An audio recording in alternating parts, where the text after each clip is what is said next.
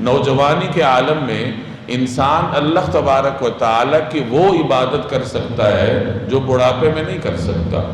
بڑھاپے میں انسان کے قوا کمزور ہوتے ہیں، طرح طرح کی بیماریوں کا شکار ہوتا ہے، تو نوجوانی میں انسان کو اپنی توانائیاں اللہ کی رضا کے لیے بروئے کار لانا چاہیے، ورنہ ایک وقت آئے گا کہ یہ توانائیاں چھن جاتی ہیں۔ آج نوجوان روزہ رکھ سکتا ہے، چاہے گرمی کا موسم ہی کیوں نہ ہو، وہ نفلی روزے بھی رکھ سکتا ہے۔ یہ تو ہم سب کی بدقسمتی ہے کہ ہمارے ہاں نفلی روزوں کا رجحان نہیں ہے۔ نفلی روزوں میں سے کچھ روزے ایسے ہیں جنہیں آپ مسنون کہہ سکتے ہیں۔ جناب رسول اللہ صلی اللہ علیہ وسلم نے وہ روزے ساری زندگی رکھے ہیں۔ کچھ روزے ہفتہ وار ہیں اور کچھ روزے ماہانہ ہیں۔ ماہانہ بنیادوں پر نبی کریم صلی اللہ علیہ وسلم ایام 20 کے روزے رکھا کرتے تھے۔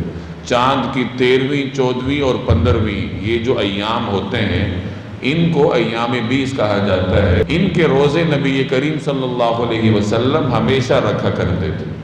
اسی طریقے سے ہفتہ وار 2 روزے ہیں، سوموار کا روزہ اور جمعرات کا روزہ، یہ نبی کریم صلی اللہ علیہ وسلم ہمیشہ رکھا کرتے تھے۔ اب ان سنتوں پر نوجوان عمل کر سکتا ہے، بزرگوں کے لیے تو یہ مشکل ہے۔ اپنے ماحول میں ان نفلی روزوں کو ترویج دینا چاہیے۔ جوانی دی ہے، صحت دی ہے اور جسمانی نعمتوں سے نوازا ہے، تو پھر انسان کو آگے بڑھ کر کوشش کرنی چاہیے کہ عمل میں ایک دوسرے سے آگے بڑھے۔ تو پہلی بات کیا ارشاد فرمائی کہ نوجوانی کو غنیمت سمجھو بڑھاپے سے پہلے۔ دوسری بات ارشاد فرمائی کہ صحت کو غنیمت سمجھو بیماری سے پہلے۔ تیسری بات فرمائی کہ دولت مندی کو غنیمت سمجھو فقر سے پہلے۔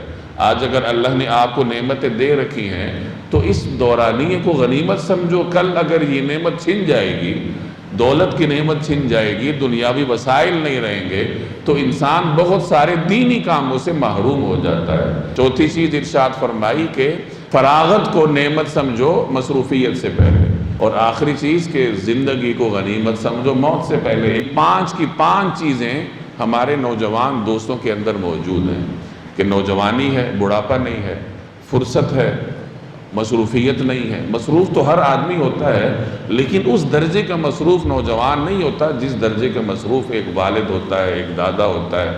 اس کے پاس کرنے کے جتنے کام ہیں نوجوان کے پاس اتنے نہیں ہوتے۔ اسی طریقے سے بہت سارے نوجوانوں کو اللہ نے نعمتیں بھی عطا کی ہیں، دولت مند ہیں، یعنی اس قدر وسائل اللہ نے دیے ہیں کہ وہ اپنی جوانی کو دین کے لیے استعمال کر سکتے ہیں۔ تو اپنے حالات پر غور کرنا چاہیے کہ ہماری زندگی کے ان لمحات میں کچھ لمحات ایسے بھی ہوں جو ہم اللہ کے دین کے لیے خرچ کریں۔